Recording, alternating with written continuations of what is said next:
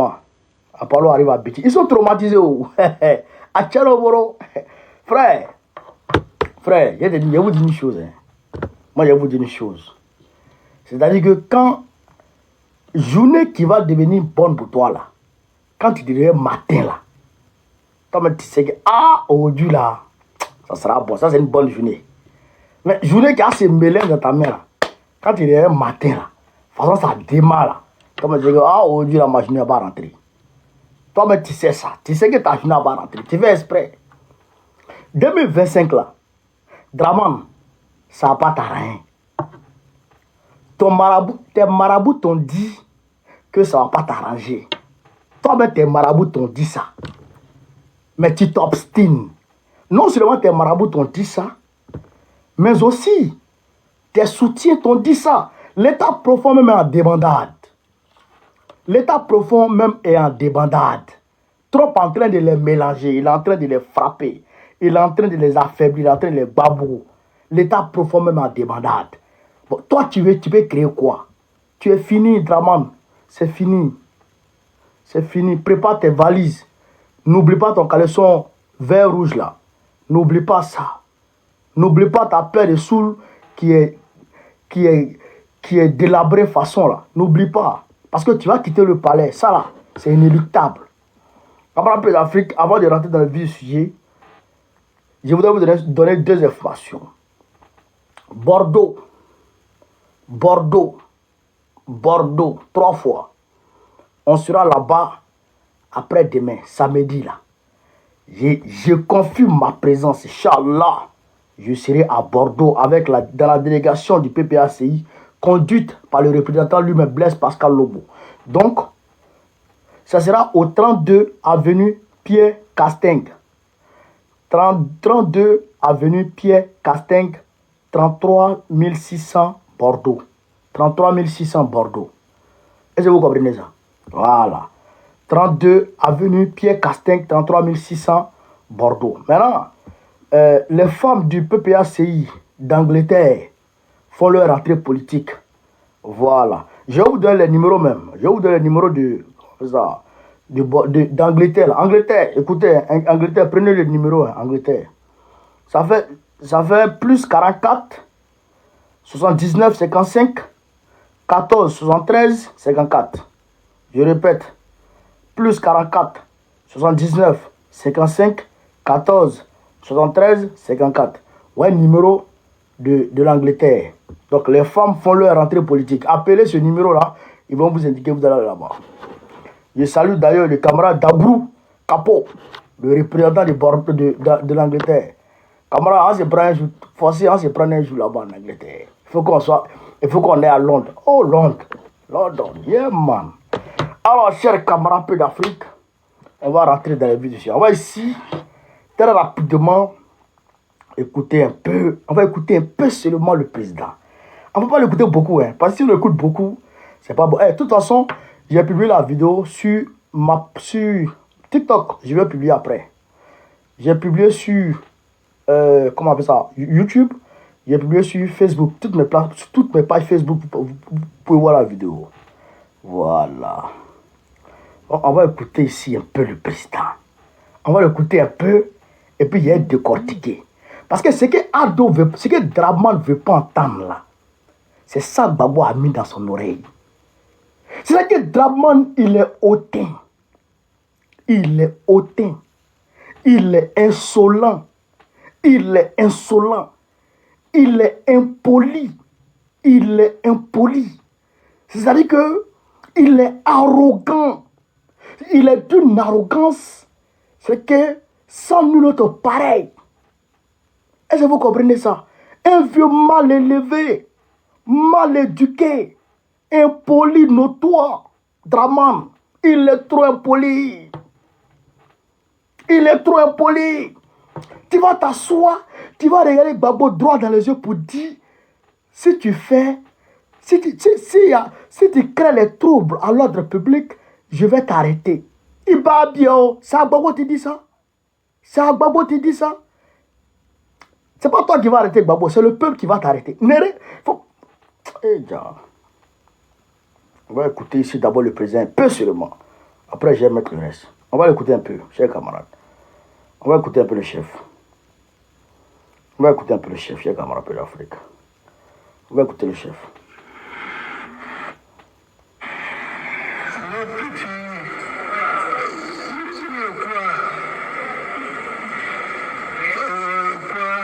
Ils sont tout le temps devant le tribunal. Parce qu'ils ont exprimé une pensée qu'on ne veut pas entendre. Et moi, je les défends. Voilà. On va écouter un peu ce que ma chère camarade. Tout homme qui exprime une pensée,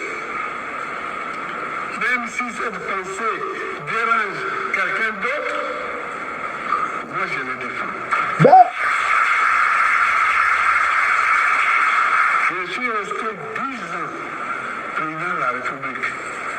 Je n'ai pas mis en prison quelqu'un à cause de la formulation d'une pensée. Jamais. Jamais. Parce que je ne suis pas là pour ça. Je suis là pour promouvoir les contraires. C'est ça. Je suis là pour promouvoir les contraires. Alors,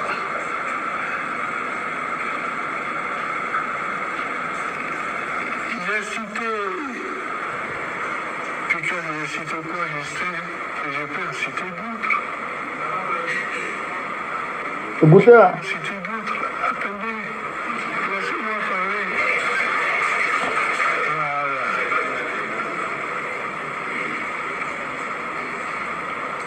En 2011, 2010, 2011, il y a eu les cafouillages. J'écoute souvent la télévision, je regarde souvent Écoutez, hein. les débats.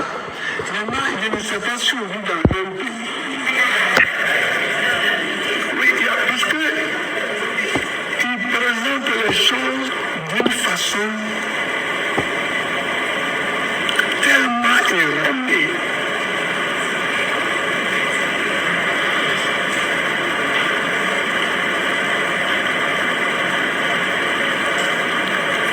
Ils disent, par exemple, que Alassane a pris le pouvoir en 2011 et que depuis 2011, la paix a été rétablie. Mais c'est vrai que Vous n'entendez pas bien. depuis 2011, la paix est rétablie. Mais elle a été trouvée comment? La paix. Qui l'avait troublée? Il dit,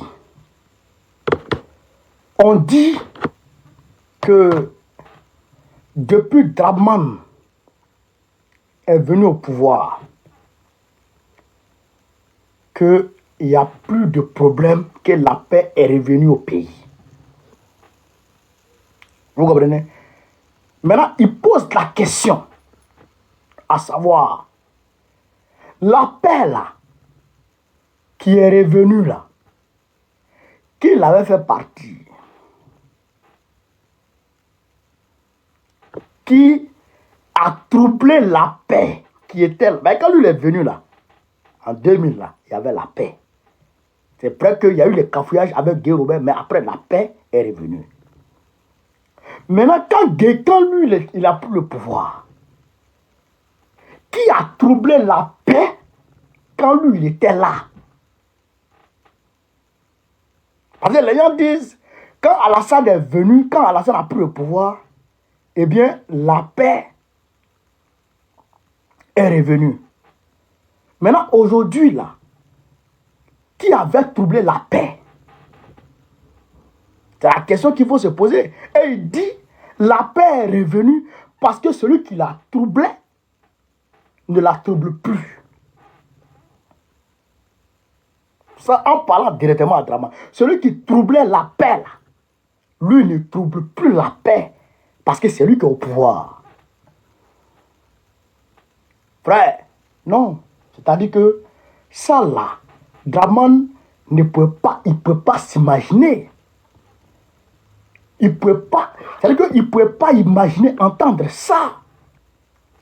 Lui qui menace le président Gbagbo,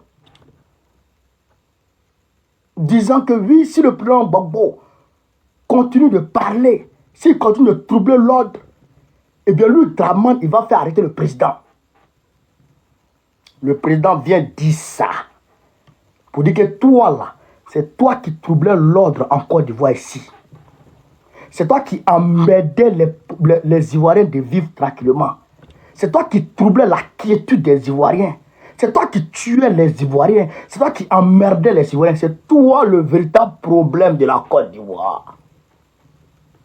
Voilà ce que le président Laurent Gbagbo vient lui dire. Maintenant, Draman, quelle est ta réponse? Quelle est ta défense? Que peux-tu dire? Voilà. C'est-à-dire que moi, je suis fier. Moi, je suis fier d'être derrière un homme qui n'a pas peur. D'être derrière un garçon. Un homme, frère, qui fonce malgré les menaces et les intimidations. Parce que moi-même, je n'ai pas peur d'intimidation ni de menaces. Est-ce que vous comprenez, chers camarades? Je suis fier de Gbagbo. Je suis fier de lui.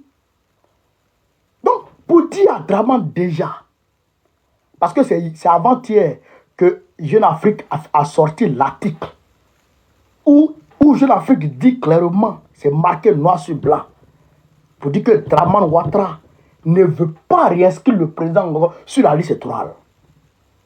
Et malgré ça, il a envoyé des émissaires. J'avais donné cette information depuis 2022 pour dire que Draman Ouattara a envoyé des gens chez Gbagbo pour dire à Gbagbo de se taire. C'est pourquoi, dans son discours d'aujourd'hui, vous comprenez ça? Parce que quand le président Gbagbo est arrivé, il a commencé à parler de prisonniers politiques, donc ça a agacé Draman. Et Draman a envoyé des gens pour aller lui dire que s'il ne s'était pas, il va la signer à résidence surveillée. C'est pourquoi, quand le président est parti dans la mai chez Patrick Hachi, ils ont mobilisé des bardeaux pour aller s'en prendre à nos militants. Ils ont déchiré ses affiches. Ils ont voulu saboter même, on va dire, à la limite, la visite du président là-bas, dans la mai. Mais ça n'a pas empêché le président de frapper fort, de frapper dans la lucarne. Ce jour même, je me rappelle, il a parlé de Peter 007 qui avait été arrêté. Qui avait été fraîchement arrêté. C'était en 2022. J'avais dit que Draman avait envoyé des émissaires sur le président pour aller demander au président de se taire, sinon il allait la signer à résidence surveillée. Et que le président leur a dit, mais allez lui dire que je n'attends que ça. Il a dit à ceux qui sont venus dire que Draman dit de ce test, sinon il allait la signer à résidence surveillée. Il leur a dit que je n'attends que ça, qu'ils viennent m'assigner à résidence. Je n'attends que ça. Et c'est pourquoi, quand les Daï Nestor ont mobilisé la jeunesse et puis les femmes, pour leur dire bonne arrivée à maman, il a dit Draman était un putschiste. C'est là il a sorti le concept de putschiste civil, de coup d'état civil et de coup d'état militaire. Et il a donné la définition claire du coup d'état, qui est selon lui et selon nous, la rupture avec l'ordre normal des choses. Est-ce que vous comprenez, chers camarades d'Afrique? Donc, le fait que Draman Ouattara ait réitéré ces menaces, il soit encore avec ce qui lui fait mal. Allez-y écouter le discours là. Je demande à tout le monde d'écouter, de prendre. C'est-à-dire que quand tu t'en dans ton travail comme ça, là, tu mets un écouteur. Et puis tu mets le téléphone dans ta poche ou bien dans ta main. Et puis tu écoutes tes discours. C'est sur mes pages. YouTube comme Facebook. Suleiman Gbagbo connaît. Ou bien Gbagbo fils connaît. Vous allez voir. Est-ce que vous comprenez, chers camarades? Qu'est-ce que le président Gbagbo a dit aujourd'hui? Il a axé son discours sur la démocratie. Pour lui, vous savez que lui, il ne passe pas par les définitions, je dirais, académiques, façon. Lui, ses définitions, c'est terre à terre. La démocratie, ça veut dire on n'est pas d'accord. On n'est pas d'accord, la démocratie. Dans un pays, dans une république, c'est-à-dire, l'essence même de la démocratie, c'est que on ne soit pas tous d'accord. C'est pourquoi les partis politiques se créent et les idées s'entrechoquent et chacun met sur la table ses idées devant qui? Le peuple. Et pour que le peuple choisisse les meilleures idées. Quand le peuple choisit pour toi, en majorité, toi tu prends le pouvoir. Si le peuple ne veut plus de pour toi, parce que ça ne marche pas, le peuple choisit pour l'autre et lui l'avance. Donc il a accès sur ça. Et dans la démocratie, il y a l'état de droit, il y a beaucoup de choses qui rentrent en ligne de compte. Il a parlé des prisonniers politiques. CK Anselme. Moi-même, je pensais que c'était CK. En fait, ce n'est pas CK, c'est CK. Il y a pas Anselme ou CK quoi là. Ce n'est pas deux fois CK, c'est CK. Il dit, CK est en prison pour rien. C'est un prisonnier politique. Pour dire à Draman, ton oué là, ça ne me regarde pas. Quand il a parlé de CK, d'abord il a parlé de Demana Pika, c'est quoi Justin? Demana Pika, c'est quoi Justin? Qui sont emmerdés par les juridictions barbares, corrompues de Draman. Pour dire qu'il les soutient et il les défend. Il a dénoncé l'arrestation de Steve Biko. Comment peut-on mobiliser un groupement présidentiel pour aller à Nouakchott, pour aller prendre un cyberactiviste et l'envoyer à Abidjan pour le mettre à la Maca. Abidjan, Nouakchott, Abidjan, avec tout le kérosène qui va avec. Il a dénoncé ça. Il a dénoncé. Et il dit Steve Biko ne doit pas être en prison. Il a dénoncé ça. Gala Kolibi. Il a dénoncé l'arrestation unique de Gala Kolibi. Il a dénoncé ça. Il a dénoncé l'arrestation dictatoriale et je dirais tyrannique de Draman, je dirais des manifestants contre la vie chère. Il a dénoncé ça. Il dit ça, c'est pas normal. On ne peut pas arrêter des gens parce qu'ils disent qu'on a faim. Il a dénoncé ça. Donc, tous ceux-là, on les considère comme des prisonniers politiques. Et il a dénoncé ça. Est-ce que vous comprenez ce qu'on appelle l'Afrique? Il a dénoncé tout ça. Pour dire quoi? Pour dire qu'en réalité, Ouattara, tu ne nous fais pas peur. Et il ne s'est pas arrêté là. Il a dénoncé les démolitions abusives. Ça même, c'est-à-dire que ça dépasse même la sphère, je dirais, dictatoriale du pouvoir de Draman. C'est que ça devient, c'est inhumain. Vous comprenez ça? C'est inhumain, c'est démoniaque, c'est abominable que de démolir les maisons des gens. Le président Gbagbo, il a dénoncé ça.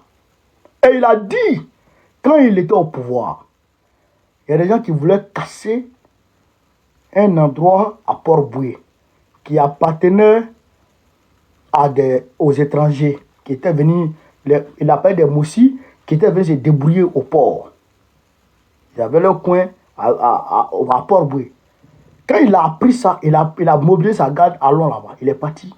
Et il leur a dit, vous ne cassez rien tant que vous n'avez pas encore trouvé un lieu où les reloger. Il leur a dit ça. Il dit, vous ne cassez rien tant que vous n'avez pas trouvé un autre endroit pour les reloger. Et c'est resté comme ça. Personne n'a cassé.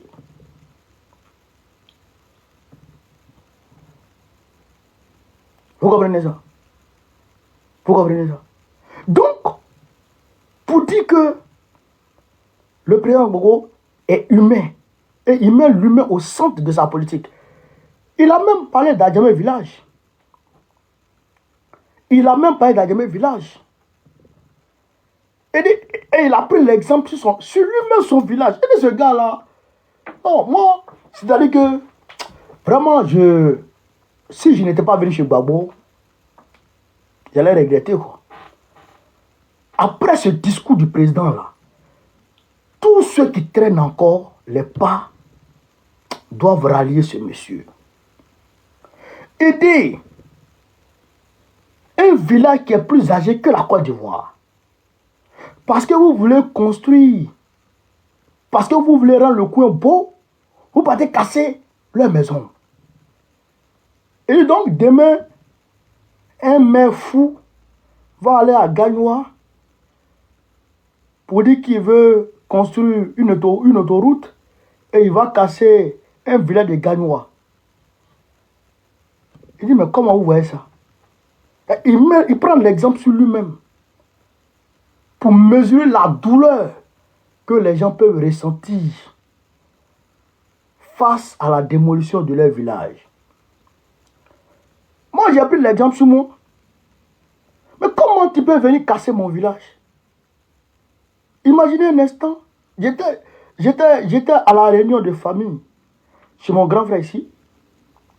Et puis, on a commencé à discuter et notre discussion est partie sortie dessus. J'ai posé la question, j'ai dit, mais attends.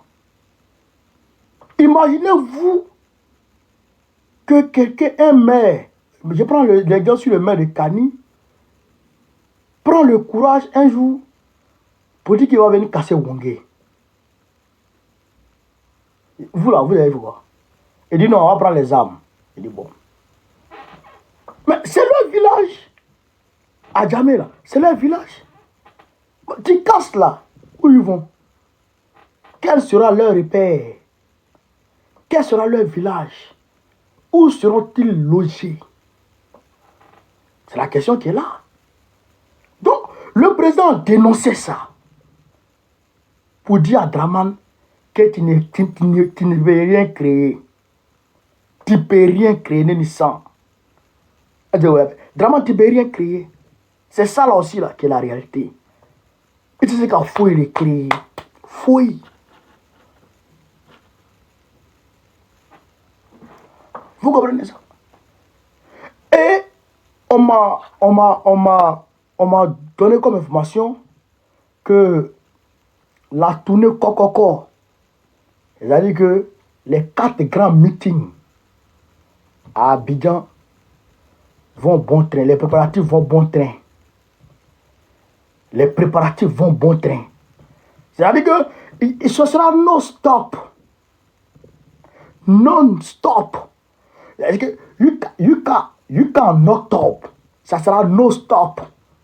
C'est parce que Draman là, on était assis, on le regardait, et que le président travaillait de façon intellectuelle, comme il a dit, que Draman faisait le malin. Maintenant, on est sur le terrain. On va voir ce que tu peux faire. On va voir si tu vas mettre le nom de Gbagbo ou pas. Tu ne mets pas, non. On va voir si tu peux tenir ou pas. Parce qu'on va se lever un matin, on va aller te chercher. On va se lever un matin et puis te trouver là-bas. Ça aussi, là, c'est une réalité. Et je comprends pas avec. Donc, j'apprends là que Apollo s'en va à Bétier. À Bétier, Ils ont fait arrêter près d'une centaine de jeunes. Partagez la vidéo, chers camarades, s'il vous plaît. Partagez la vidéo. Ils ont fait arrêter plus d'une centaine de jeunes à Béthié. Pourquoi? Je vais vous expliquer clairement l'histoire de Béthié, parce que je suis rentré en contact avec des autochtones de Béthié. Je vais vous expliquer un peu ce qui se passe. J'ai dit que c'était chez Patrick Agi. Ce n'est pas chez Patrick Agi, c'est à Bengourou. C'est à Bengourou, ce n'est pas chez Patrick Agi. Les lobbies et puis les Agnis vivent côte à côte là-bas. Alors, qu'est-ce qui s'est passé? Les gens ont posé des barrages, plusieurs barrages, aux alentours de Béthié. Vous comprenez?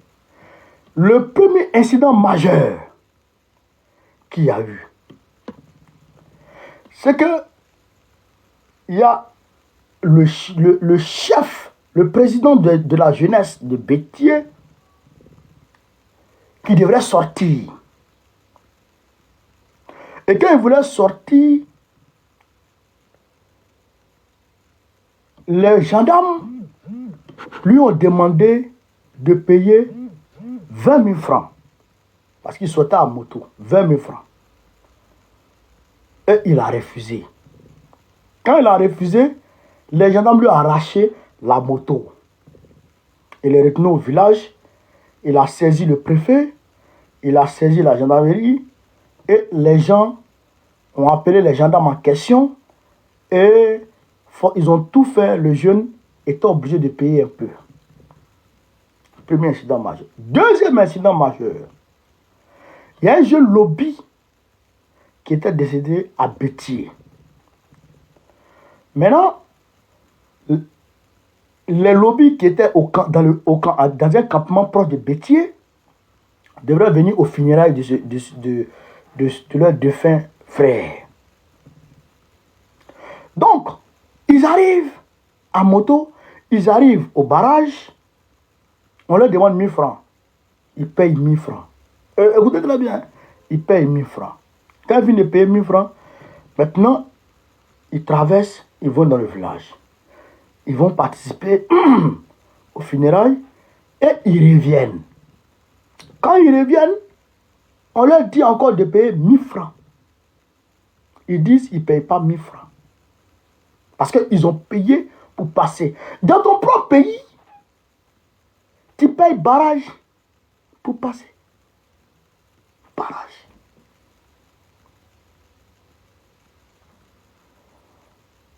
Donc, ils ont payé pour passer.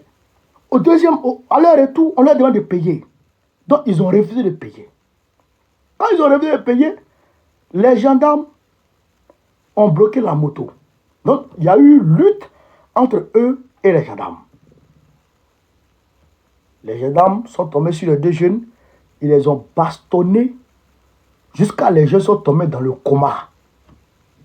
Je répète, les gendarmes sont tombés sur les deux jeunes, ils les ont frappés jusqu'à les faire tomber dans le coma. Donc on les prend maintenant, on les envoie à l'hôpital de Béthié. Béthié dit qu'il faut les envoyer à Abengourou. Sur la route d'Abengourou, il y a un qui décède. Est-ce que vous comprenez? Il y a un qui décède. Alors, quand il décède, les jeunes apprennent le son. Quand les jeunes apprennent le son, automatiquement, les jeunes se révoltent et ils vont brûler la brigade de gendarmerie. Et ils ont cassé tous les barrages. Vous comprenez? Donc, après ça, Zéro Bilal, ça salut mon frère. On s'attrape le 15 février, Inch'Allah. Après ça, Draman appelle renfort. Abengourou envoie un renfort pour venir maintenant prêter main forte aux gendarmes de Béthié pour lancer une répression. Une répression sans pitié. Ils commencent à rentrer chez les jeunes. Ils cassent leurs maisons. Ils cassent leurs portes. Ils rentrent dans les foyers. Ils sortent les vieillards. Ils sortent les vieux. Ils les bastonnent. Ils les tabassent. J'ai mis une vidéo sur mon canal Telegram. Vous pouvez le voir. Ils les bastonnent. Ils les tabassent. 100 jeunes. François Dotto, salut. 100 jeunes ont été arrêtés, ont été interpellés. Pour les envoyer à la préfecture. Pour les envoyer, ouais, je pense, à Bengourou. Pour les placer en garde à vue. Et on dit qu'ils encourent la prison à vie. Et Apollo dit que ça, c'est le PPACI qui est derrière.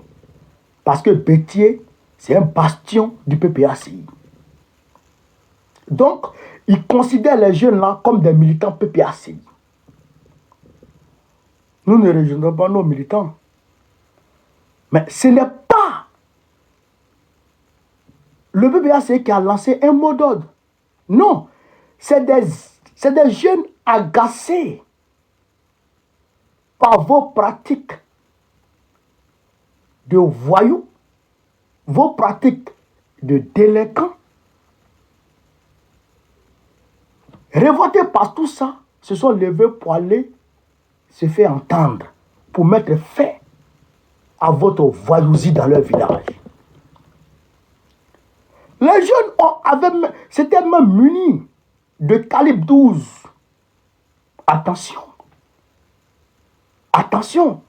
C'est le préfet qui les a appelés pour aller trouver un terrain d'entente. Et aujourd'hui, les pauvres vieux apeurés,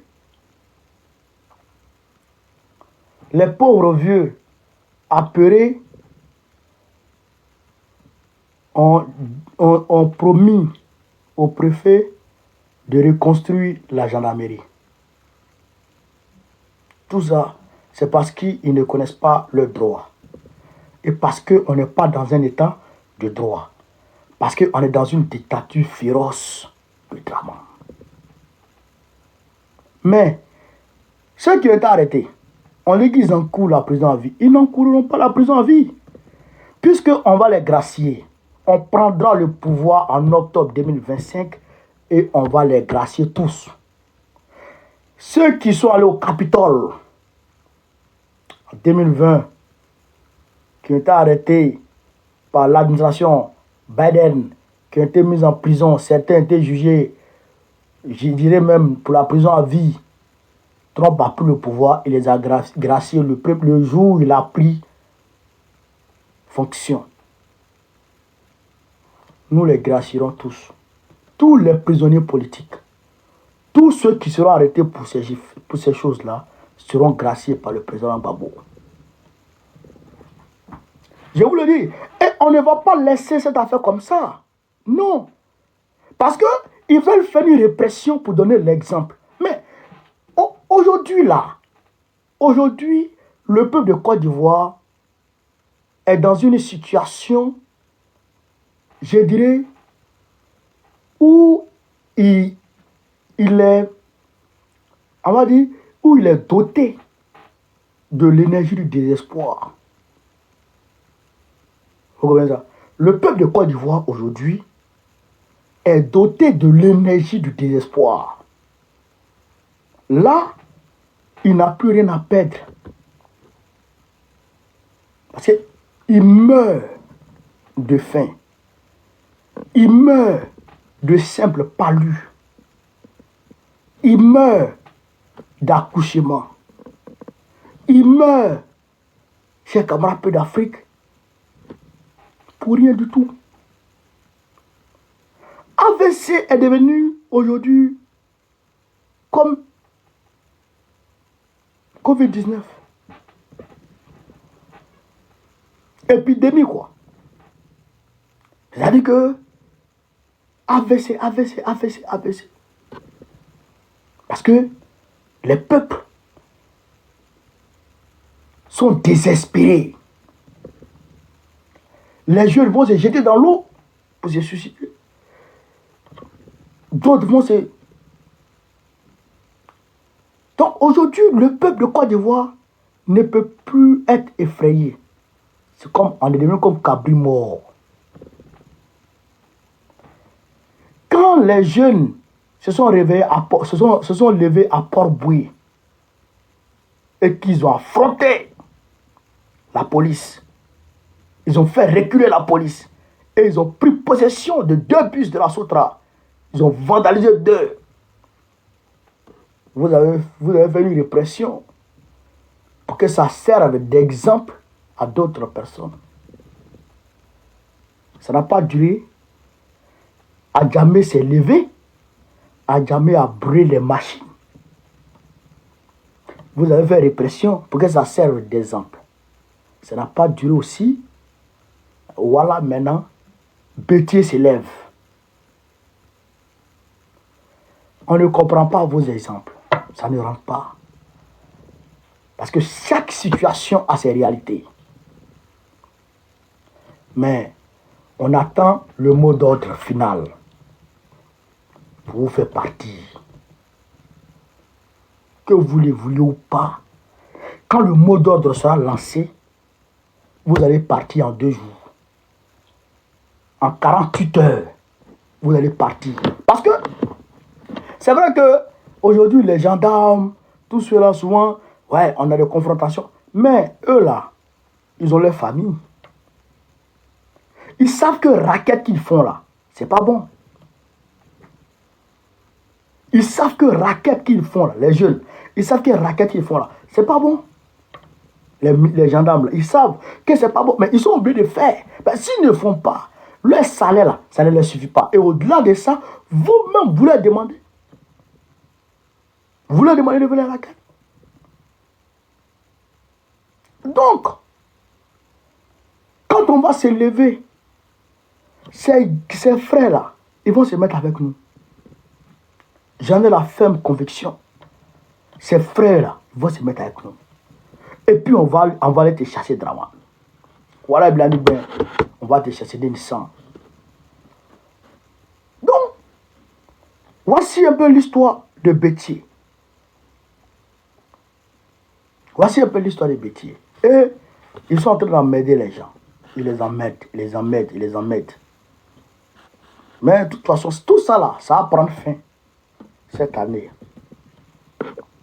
Ça va prendre fin. Alors, l'AES va mettre en circulation son passeport le 29 janvier. Le 29 janvier, l'AES va mettre en circulation son passeport. Donc, pour dire aux gens qui espèrent encore revoir dans l'AES, dans la CEDEAO, cette organisation maléfique de délinquants et de maudits comme Draman, mais allez leur dire qu'ils seront très rapidement désillusionnés parce que l'AES est parti. Nous on avance, nous on s'en va. Mais regardez vous-même, chers camarades, regardez vous-même quelque chose. Moi je ne sais pas comment est-ce qu'on peut manipuler des frères jusqu'à ce que ils soutiennent la CEDEAO. Même si on te donne l'argent, il faut savoir prendre l'argent. Il faut savoir prendre l'argent. Comment tu peux demander à l'AES de revenir dans la CEDEAO pendant que Patrice Talon, qui fait partie de la CEDEAO, bloque plus de 100 blindés du Niger. Une centaine de blindés du Niger. Alors qu'ils ont parlé de lever de l'embargo. Pourquoi voulez-vous qu'il raisonne ça? Pourquoi voulez-vous qu'il raisonne ça? Regardez Ouattara, qui coupe l'électricité sur le Mali pour amener le peuple malien à se lever contre Assimi Goïta. Et ces sbires lui embellissent cette situation pour dire non, monsieur le président, ne vous inquiétez pas. Le peuple malien va se lever. Parce qu'il fait chaud. Il fait chaud, il bat bien. Il fait chaud. Toi, tu es né où? Quand tu es né au Burkina, là, quand tu es né à Noumoudara, Draman, quand tu es né à Noumoudara, il n'y avait pas courant là-bas. Quand toi, tu naissais à Bobo là, à Saint-Dou, là, il n'y avait pas courant là-bas. Toi, tu as dit quoi? Toi, tu as dit quoi? Quand toi, tu naissais à Saint-Dou, il y avait courant. Moi-même, quand il naissait au village, il n'y avait pas courant. Il n'y avait pas courant chez moi. Non, il n'y avait pas courant chez nous. Quand nous, on naissait là, au village, il n'y avait pas courant. Nous, on a joué au clair de lune. On a joué au clair de lune. Quand la lune brille comme ça, on est content, on sort, on a joué. On a fait ça. Mais est-ce qu'on est mort? On vivait. On vivait. Après, grâce à mon grand-père Moussa Kone, il y a eu courant au village. Dieu merci. Dieu merci. Mais on peut vivre sans électricité. Pourquoi on ne peut pas vivre sans électricité? Souvent même les blancs même qui sont ici là, oh, ils vont en camping. Ils vont dans les coins là-bas. En brousse. Ils vont mettre les tentes. Il n'y a pas courant là-bas. Et puis ils dorment là-bas. Donc c'est ça là qui pense que ça peut révolter le peuple malien. Et vous voulez qu'on reste dans une organisation avec ces gens, dans un panier de crabes. Comment on peut rester dans un panier de crabes alors que tu n'es pas crabe? Tu es un humain. Mais les crabes vont te déchirer partout. Donc, l'AES avance. Et nous soutenons cette avancée de l'AES. Et nous l'avons démontré ici. Ils n'ont qu'à sortir encore. Ils n'ont qu'à sortir. On apprend qu'il y a certains qui veulent manifester à Abidjan pour demander à l'AES de rester dans la CEDEAO. Ils n'ont qu'à sortir. Ça nous fait plaisir même parce que ça va nous permettre de demain de sortir tranquillement, de se saisir de ça comme argument. Excusez-moi, quand Draman va dire qu'on ne peut pas sortir. Non, mais ça me fait mal. Quand même.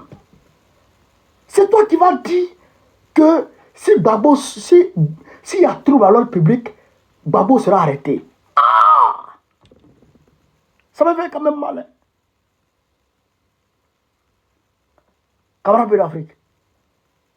C'est pas l'hôpital qui se fout de la charité. Ça me fait mal. Hein? Non, mais attends. Faut l'arrêter. Faut l'arrêter un peu seulement. Faut même pas l'arrêter. Faut faire passer les militaires derrière sa maison. Les forces de l'ordre, faut les faire passer derrière sa maison seulement. On veut voir. On veut voir ça un peu seulement. On veut voir ça un peu seulement. Ikilibeti, le même jour. Alors, chers camarades de l'Afrique, Donald Trump demande aux pays du monde, les partenaires des États-Unis, d'aller construire leurs usines là-bas, aux États-Unis. Il ne veut plus que les gens prennent les produits finis pour aller vendre là-bas. Il dit, venez construire votre usine ici, vos usines ici, et produisez ce que vous voulez vendre. Comme ça, on va vous taxer moins. Vous n'allez pas payer beaucoup d'impôts. Venez vous investir ici. Mais si vous ne venez pas vous investir, vous ne venez pas construire vos entreprises et que vous allez venir nous vendre les produits finis, je vais vous taxer fort. Ça veut dire quoi? Ça veut dire quoi? Ça veut dire que quand il y a entreprise dans ton pays,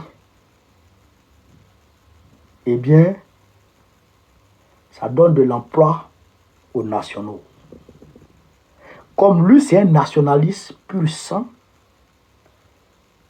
d'où son slogan American First, Amérique d'abord. Ce n'est pas un simple slogan, c'est un sacerdoce. C'est un sacerdoce. C'est-à-dire qu'il mène toute sa politique autour de ça. L'Amérique d'abord. Quand il faisait campagne, quand on lui demandait, mais monsieur le président, le gaz est cher, l'électricité est chère, on fait comment? Il dit, je vais fourrer pour avoir le gaz et pour vous donner le gaz dans vos foyers. C'est pourquoi il est sorti de l'accord de Paris sur le climat. Est-ce que vous savez que l'accord de Paris sur le climat, je pense que ce jour-là même, j'ai critiqué cet accord-là. L'accord de Paris sur le climat, ça limite la création d'entreprises, d'usines dans les pays africains, dans les pays du monde, je dirais. Ça pousse les pays à renoncer aux centrales nucléaires. Ça pousse les pays à promouvoir les véhicules de moins de 5 ans. Vous comprenez ça? Donc, ça veut dire que nous, là, on ne doit plus avoir d'entreprise. On ne doit plus créer d'usines. C'est pourquoi il y a un financement qui est fait aux pays africains pour les amener à renoncer à la construction des entreprises. Mais il y a quoi qui se cache derrière ça? Ce qui se cache derrière ça, c'est que si on n'a pas d'entreprise, ça veut dire qu'on ne peut pas transformer en produit fini nos matières premières. Donc, où on envoie nos matières premières? Là où il y a déjà des entreprises. C'est-à-dire l'Europe. Que l'Europe donne du travail aux citoyens européens. Et pendant ce temps, les citoyens africains ne travaillent pas. Vous comprenez ça? Donc, ils vont voler nos emplois pour envoyer en Europe. Et Draman est d'accord avec ça. Et quand nous, on va venir comme nous sommes des nationaux purs sang, on ne sera pas forcément American First, mais ça sera African First. Ça, là, c'est une réalité. Ça sera African First. Africa First. Est-ce que vous comprenez ça? Donc Trump est sorti de l'accord de Paris sur le climat.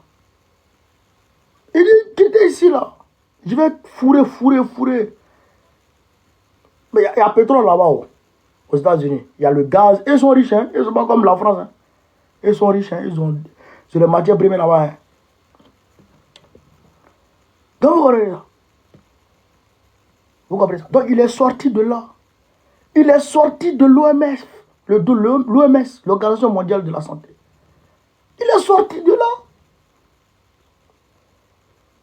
Mais, comment vous dites que l'État profond est très arrogante?